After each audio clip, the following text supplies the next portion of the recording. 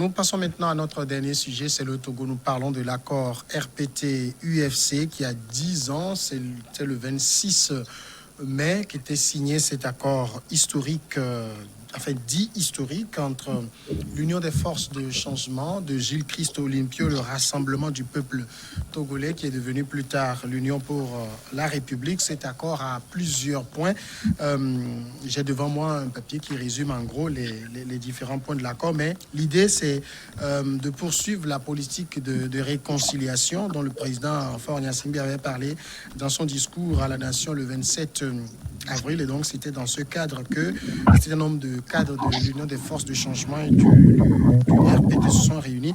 Entre ces cadres, il y avait Isaac Tchakpe, qui était assistant principal du président national à l'époque, Isaac Tchakpe, qui est en duplex avec nous à Paris. Isaac Tchakpe, on vous retrouve à nouveau, bonsoir.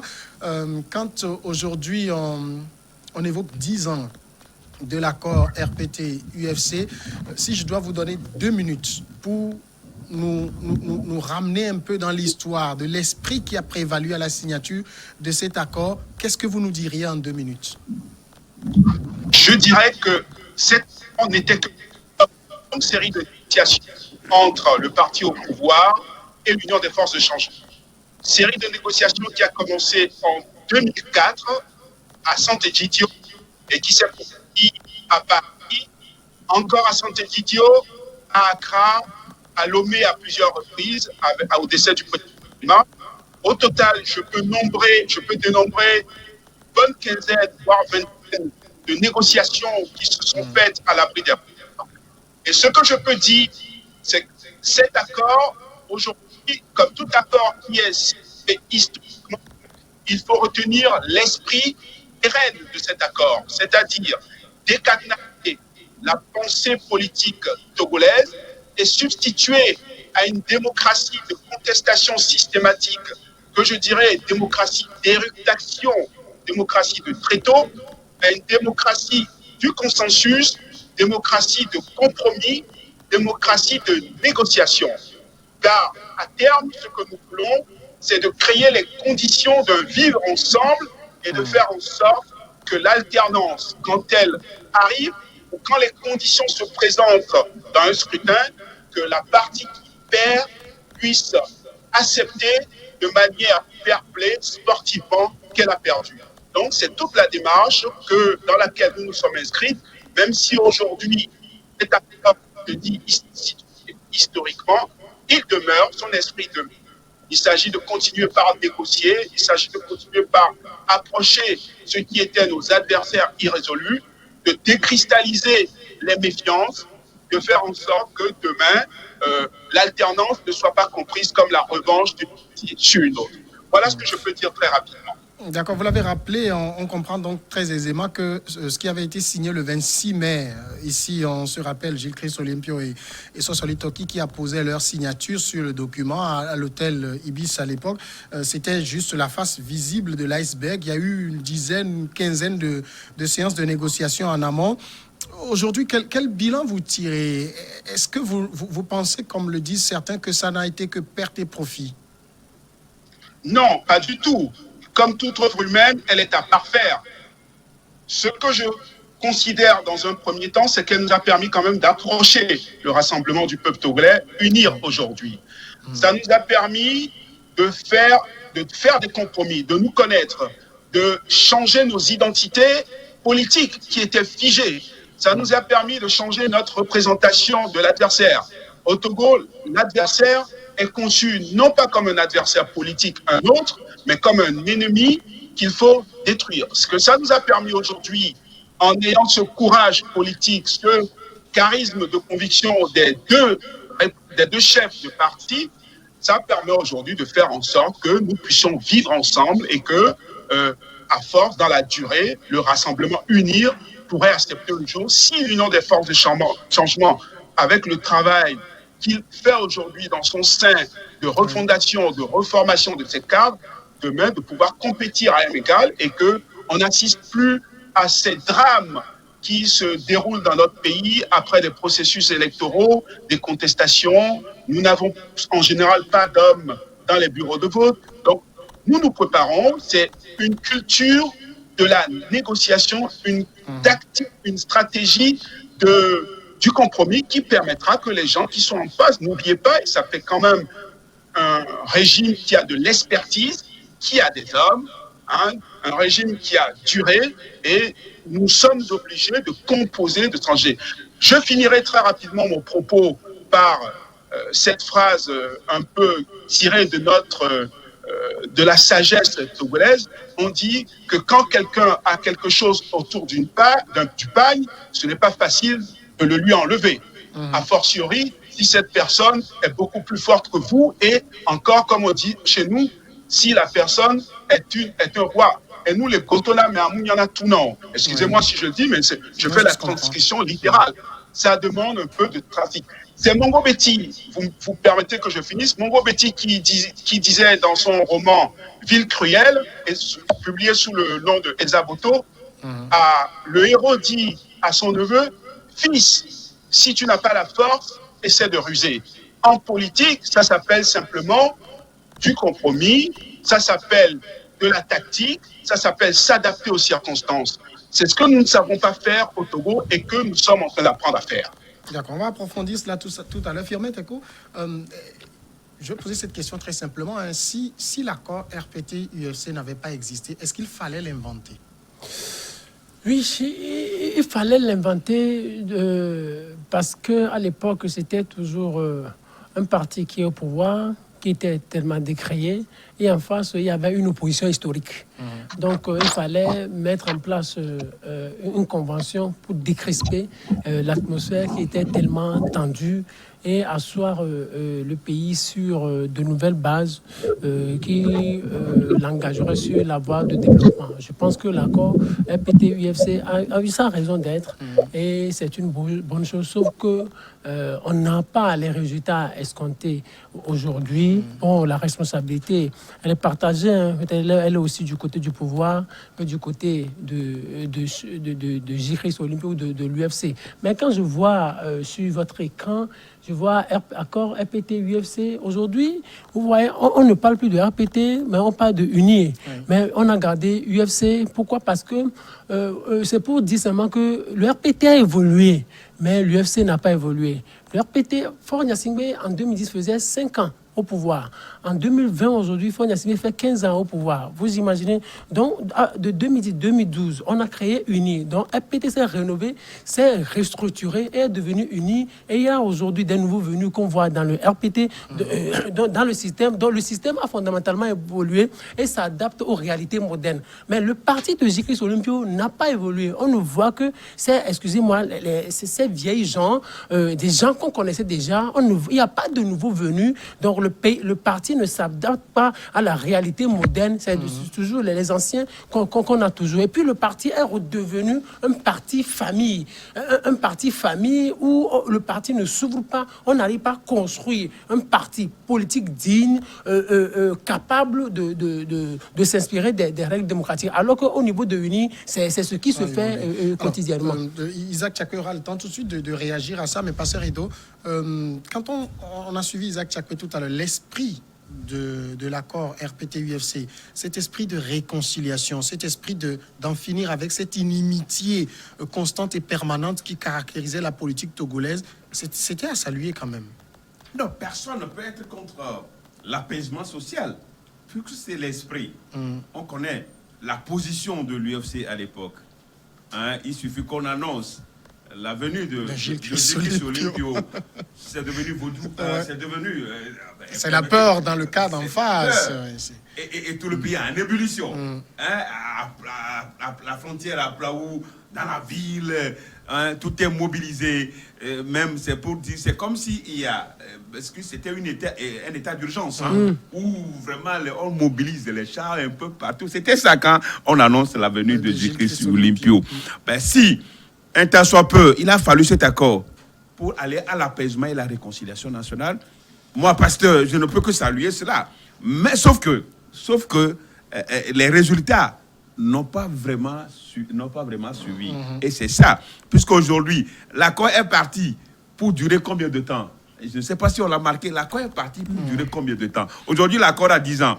Est-ce que ça existe encore?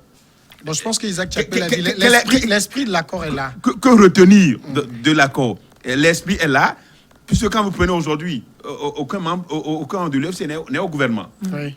C'est à l'Assemblée nationale, peut-être 5 postes de préfet. Ou bien Il y a 3, Aurine, non? Il y a Aurine toujours qui est au gouvernement. 5 postes, ministre sans portefeuille. 5 postes de préfet, je crois, 5 postes de 4 ou 5 postes de préfet aujourd'hui. Mais c'est vrai qu'ils sont à l'Assemblée nationale et qu'aujourd'hui, l'UFC est représenté comme le parti de Le l'opposition. principal parti Le d'opposition. principal parti de l'opposition et tout le monde sait. Bon, donc, c'est pour dire que aujourd'hui, l'UFC a permis au RPT, qui est devenu ONI, de redorer son image. L'image du parti au pouvoir C'est embelli. C'est embelli. C'est embelli parce que c'était le parti fort. Hein, le parti fort, même si les autres sont partis, même si Jean-Pierre Fabre, les autres sont partis créer l'ANC, l'UFC, c'est le parti qui faisait trembler le parti au pouvoir. Donc, aujourd'hui, avec cet accord, 10 ans après, je crois quand même que si on avait accédé à l'alternance, Oui. à On va évoquer ce point tout à Ok. l'heure, parce que je l'ai noté ici. Mais Isaac Tchapé, donc 2 points. En tout cas, il y a un qui est revenu dans les, qui est revenu dans les 2 propos tenus par Firmin Teko Agbo et Pasteur Edo. C'est que les résultats escomptés n'ont pas été au rendez-vous. Vous êtes d'accord avec ça? Je ne peux le nier, ce serait de mauvaise foi. Alors, ce que je retiens, c'est quand même que, vous savez, c'est pour ça que j'utilisais cette loi de Newton, la 3e loi de Newton, action-réaction. Vous avez un parti au pouvoir qui a quand même une expertise, qui a des hommes. Et vous avez un parti d'opposition qui, avec ses moyens, ses forces, d'équilibrer la balance.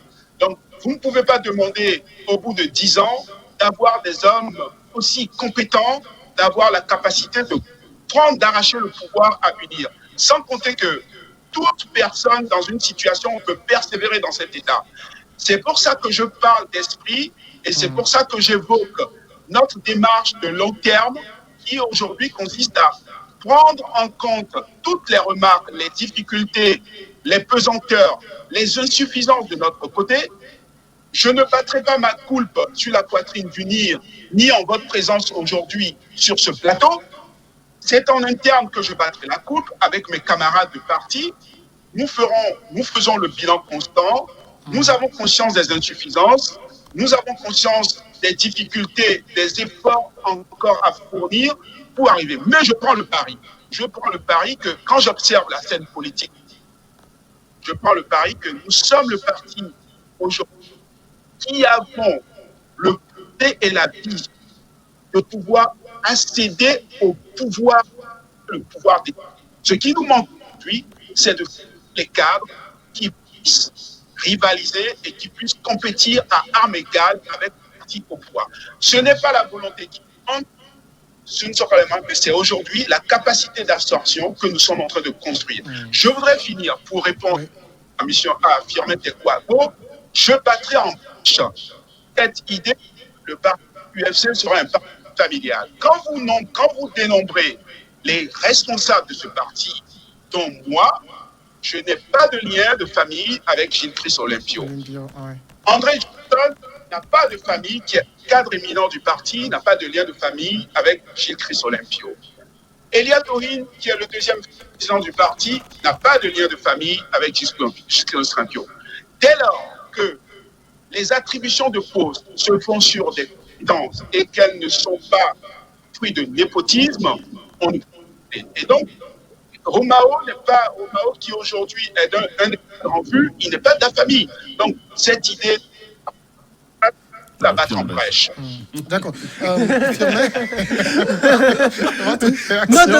Non, moi je ne veux pas répliquer parce que je ne veux pas qu'il y ait dialogue entre Isaac Tchapé et moi à l'antenne. Le seul dialogue qui doit y avoir, c'est entre vous et moi, n'est-ce pas? Alors, mais en tout cas, quand on suit ce que dit Isaac Tchapé, c'est qu'on voit une UFC qui a évolué, qui a appris de cet accord, qui a aujourd'hui de l'expérience. Et moi, je veux le résumer, c'est que l'UFC est aujourd'hui dans la posture d'un parti qui peut gouverner. Non, moi je ne suis pas d'accord avec ça. Ce que je peux dire, c'est que l'UFC est devenu uni à absorber l'UFC. Jésus-Christ, en quelque sorte, est devenu un conseil du chef de l'État. C'est comme ça, moi, je conçois la chose. Donc, J.Christ Olubio, c'est quelqu'un, il est devenu un papa au chef de l'État, quoi. Donc, il est sorti de sa position de président de parti politique. Donc, il est devenu très familier, très ami à Fonya Singbe. Dans ce cas-là, on ne peut plus avoir... Mais est-ce que c'est mauvais si les deux ont des parts sur elle, cette intimité que vous décrivez? Oui. Il doit apporter quelque chose au pays. Oui, mais si ça doit apporter quelque chose au pays, si cette intimité doit apporter quelque chose au pays, mais s'il y a trop d'intimité en politique, il n'y a pas trop d'intimité. En politique, on parle d'intérêt. Du moment où il y a trop d'intimité... Et se rappelle à l'adversité. Oui, du moment où il y a trop... Donc, du moment où il y a trop d'intimité, donc ça fout tout en l'air. Moi, je vais dire quelque chose. Je peux dire quelque chose aussi. Vous vous permettez, je vais dire quelque chose. Ce que je vais dire est très simple. Isaac Chakpe l'a briefé, mais au départ, il y a seulement eu deux petits soucis. Le premier souci, c'est que les lieutenants étaient partis. Les Jean-Pierre Favre, les Isabelle Nguyen, Patrick Lawson étaient partis. Le second souci, c'est que l'UFC a manqué de la capacité d'absorption. C'est-à-dire, on vous dit, amenez-nous des gens pour gouverner avec nous. Mais on n'a pas eu des gens dont on avait besoin à l'époque. Et ceux qui avaient... ceux qu'on avait soumis, mais n'étaient pas compétents à l'époque. Par exemple, quand vous voyez Orin, quand vous allez au ministère des Affaires étrangères, on vous racontera tout ce qu'il a bien fait. Quand il était arrivé, quand il voyageait, toutes les erreurs qu'il commettait sur le plan diplomatique. En même temps, moi j'ai échangé il y a quelques jours avec quelqu'un qui a fait le temps avec Orin, qui me disait que si on met Orin et l'actuel ministre de la diplomatie sur une balance, Orin le bat en brèche, que actuellement, celui qui est là a fait 7 ans, 0 ambassade ouverte. Orin, en quelques années, a ouvert au moins 3 ou 4 ambassades pour le Togo. Est-ce que le fait d'être diplomate signifie ouvrir des ambassades? Ça fait partie des prérogatives. Passons les deux rapidement avant de retrouver Isaac Chakpe. Moi, je crois quand même que ce qui a manqué, et quand on voit la dernière sortie, je me rappelle d'une dernière sortie, soit en 2018-2019 de J.Christ Olubio. C'est comme sur les questions de réforme. Oui, sur les questions, mais c'est comme si il serait dribblé, l'UFC aurait été dribblé d'une manière ou d'une autre par le parti. C'est ce que j'ai cru entendre de sa sortie-là. Oui. Et donc, si tel est le cas, la réconciliation, aujourd'hui, quand vous parlez de la réconciliation, parce qu'on en parle tout le temps, mais chaque jour qu'on fait, chaque jour que Dieu fait dans ce pays, des actes qui s'opposent sont en déphasage avec la réconciliation nationale. Et moi, j'aurais aimé quand même que pendant ces 10 ans-là, le corps, la dépouille même du père de J.Christ Olubio soit rapatrié. Je crois que ça devait, en principe, moi j'avais pensé à ça. Si au moins ça a été fait, aujourd'hui, on serait en train quand même de parler d'un pas vers la réconciliation. Ça n'a pas été fait. Aujourd'hui, que l'UFC est là, mais sincèrement, c'est comme si l'UFC est vidé de sa substance. D'accord. Et il va falloir beaucoup de temps à l'UFC. J'ai devant moi ici un document qui retrace les gros points de cet accord. Et je vois la participation au gouvernement, participation dans les grandes administrations, sociétés d'État, les préfectures, les mairies, les ambassades. Et les autres points, il y a réforme institutionnelle et constitutionnelle, recensement général de la population et de l'habitat, établissement d'un nouveau fichier électoral. Alors, les deux premiers points, participation au gouvernement, participation dans les grandes administrations, on a l'impression que c'est vraiment cette partie qui a été réalisée et que les autres points n'ont pas été à la hauteur de l'accord. Distribuer les postes. Isaac Chakpe. Non, c'est toute là. C'est pour ça que le bilan nous allons faire un bilan en interne. Nous le faisons d'ailleurs, ce bilan en interne. Il est élogieux. Pardon? Il est élogieux, votre bilan que vous faites en interne? C'est comme tout bilan, il faut être honnête envers soi-même, ne pas se voiler la face. Quand vous avez un gros bouton sur le nez et vous faites semblant de dire que vous n'avez pas de bouton sur le nez, c'est votre problème. Non, j'ai conscience, nous avons conscience des insuffisances. C'est pour ça que je dis, je ne viens pas faire une autosatisfaction ici. Je dis, nous sommes dans une démarche de long terme, nous sommes en pleine phase de reconstruction, de refondation pour conquérir le pouvoir d'État. Les gens, il faut professionnaliser le parti, il faut des cadres qui peuvent demain être en capacité de pouvoir réaliser le projet et la vision que nous portons. Vous remarquerez que lors des dernières législatives, le programme Novici est pratiquement calqué sur les propositions que nous faisions, notamment celle de solidarité envers les aînés, celle de solidarité envers les personnes sans emploi. Donc nous avons une vision. Ce qui peut-être nous manque aujourd'hui, ce sont les hommes pour le porter. Et Ça veut dire, ça Isaac Tchakwe, vous confirmez que dans cet accord-là, l'UFC a été phagocyté? Non, alors, justement, c'est la réponse que je voulais faire au départ, mais j'ai dû répondre à votre. Mais quand la tortue s'agrippe à la queue du cheval pour arriver première dans la course, vous ne me direz pas que la tortue est phagocytée par le cheval. Hein? La tortue s'aligne sur la ligne. Ah, le pasteur rigole. Non, nous ne sommes pas du tout phagocytés. C'est une question simplement, à un moment donné, le crabe, il dit, je sais où je vais, mais mon chemin peut-être n'est pas linéaire, mais je sais où je vais. Nous savons qu'à En même temps, les principaux cadres du parti, Jean-Pierre Fabre, Isabelle Améganvi, Patrick Lawson et autres, Maître De Santos, Debrousse et tout, ils sont partis. Donc, on a l'impression d'avoir une coquille il n'y a plus rien à l'intérieur. Non, pensez-vous qu'ils ont de meilleurs résultats que nous? Non. Bon, moi, si vous comparez, pas apprécier non plus. Ils n'ont pas de meilleurs résultats que nous. Je vais pas ici être dans une critique parce que nous avons cette fâcheuse tendance à personnaliser le débat, à attaquer les gens. Non, je veux dire, c'est pas. Il y a d'autres capacités, de très bonnes capacités à l'UFC, des gens qui sont capables de rivaliser avec UNIR. Il faut les former, il faut leur apprendre, leur laisser la possibilité de s'exprimer. Ça se prend du temps parce qu'après, quand vous allez occuper un poste ministériel, vous allez entrer dans des négociations internationales, vous devez établir un budget, vous devez établir un projet pour obtenir l'aide internationale. Ce n'est pas quelque chose qui se fait du jour au lendemain. Il ne s'agit pas d'amateurisme. Donc, c'est quelque chose qui se fait loin des estrades, loin des plateaux. Nous travaillons, nous sommes en train de bien préciser notre projet de société, notre vision, et les hommes sont en train d'être formés. Et je pense qu'en 2025, aux prochaines présidentielles, nous aurons un candidat capable de compétir, capable de rivaliser avec la partie au pouvoir. Et si je me place dans la longue durée, je pense qu'en 2030-2035, l'UFC est capable de conquérir le pouvoir d'État et sans qu'il y ait contestation. D'accord, nous sommes dans une démarche de longue durée. Dans la projection que fait Isaac Tchakwe, on voit l'UFC se restructure, on forme les cadres. 2025, on peut présenter un candidat, quelqu'un de présidentiel. 2030, 35, l'UFC peut être au pouvoir. Oui, peut-être 2035, peut-être l'UFC pourrait s'en sortir avec 10%.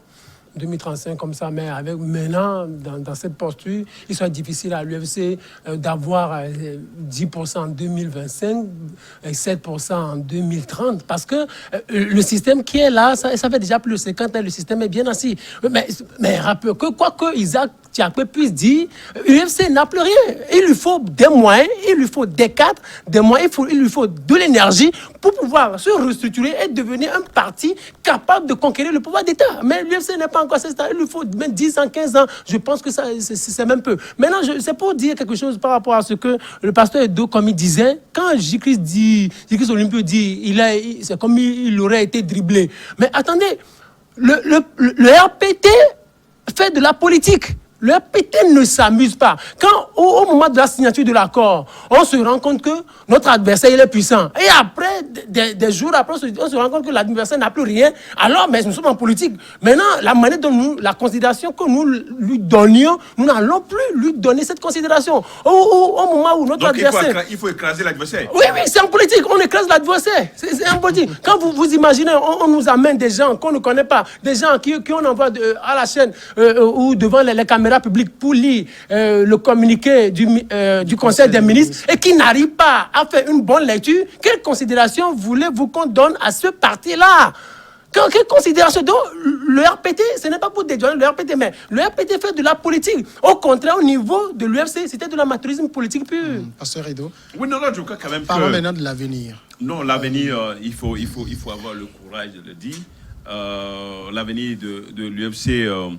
je ne pourrais pas dire que l'avenir de l'UFC est déjà assombri, mais je crois quand même que, comme Isaac Tchakwe le dit, il faut un travail. Il faut un travail parce que vous savez, depuis cet accord-là, le peuple togolais, les populations, c'est comme si les populations ont vomi. On vomit en quelque sorte l'UFC. On vomit l'UFC.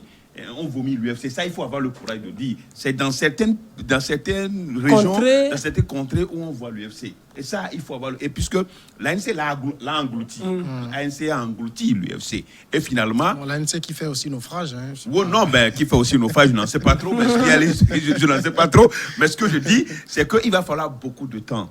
Et c'est difficile, je ne veux pas dire impossible, mais c'est difficile que l'UFC se restructure et qu'arrive à compétir, hein, même avec son ami.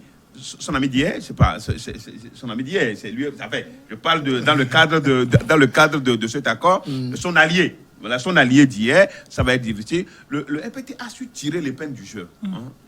Tirer les peines du jeu, et aujourd'hui il ne peut que le parti ne peut que se frotter les mains. Vous pouvez peut-être que j'ajoute quelque chose. Le RPT ne peut que se frotter. Oui, il y a quelque chose qui est en train de jouer en défaveur de l'UFC, c'est-à-dire J-Chris. Son âge est en train de partir. Il y a tous les chefs d'État qui le soutenaient sont en train de partir. Il y avait le Ouattara, le Burkinabé, Obasanjo qui sont partis. Il y a Salif Johnson, la Libérienne, qui est partie. Donc, c'était ces soutiens-là qu'avait J-Chris Olympio pour agir. Maintenant, ces soutiens sont en train de disparaître. Est-ce que ceux-là qui composent aujourd'hui l'UFC ont gardé le même réseau? C'est la question qui Isaac Tchepé, donc ce sera la dernière question. L'avenir de l'UFC ne serait plus si sûr que ça? Évidemment, si je m'en tiens au... mettre la clé sous le paillasson et nous allons arrêter, puisque dans c'est l'isme, et quand il y a de la défiance, tout est vain. C'est son état d'esprit. Alors, le mien, qui est conforme aussi à ma culture et au prénom que mon grand-père m'a donné, qui est que ils n'y ont pas pensé, ils ne peuvent pas l'imaginer, je fais le pari, que l'UFC deviendra une force politique majeure au Togo. Je vous invite à prendre date. Nous traversons des turbulences. Pourquoi je pense que l'UFC deviendra une force politique majeure? Parce que jusqu'à présent, simplement par tir exclu, les forces politiques aujourd'hui, les autres, elles ne font pas mieux que nous. Au moins, nous avons pris conscience de nos faiblesses, de nos insuffisances, et nous travaillons à les améliorer. Et ne serait-ce que pour ça, je pense. C'est pour ça que je me situe dans la longue durée. Dans 10 ans, je veux que le pasteur Edo Komi, Firmin sera quelqu'un qui lui-même nous accompagnera dans cette démarche. Enfin,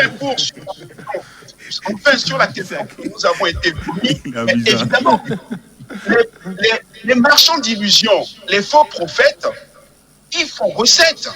Les populations, qu'est-ce qu'elles attendent? Quand vous avez des démagogues, des gens qui vont vous vendre la lune, qui vont vous vendre, dit à midi, ce régime est mauvais, il faut changer, les populations acclament. Mais quand vous venez tenir un discours de réalité en disant, mais écoutez, cette personne, elle est forte, elle est plus forte. Utilisons-la un peu je ne vais pas faire de ruse, utilisons de l'habileté de tactique. Ça ne fait pas recette. L'outrance fait recette en politique. Mais la nuance... Vous avez été compris. Malheureusement, le temps est contre nous. Ça va très vite. Merci à vous d'avoir été en ligne avec nous, cadre de l'Union des forces de changement. Merci beaucoup. Mais je voudrais dire merci. Bonjour au pasteur Edo Komi. J'ai le plaisir de le voir en face. J'entends beaucoup merci parler. Isaac. Merci. Merci Samuel Yavi. Merci au pasteur Edo Komi. Merci. Merci à tous et également de nous avoir suivis. On prend rendez-vous pour demain.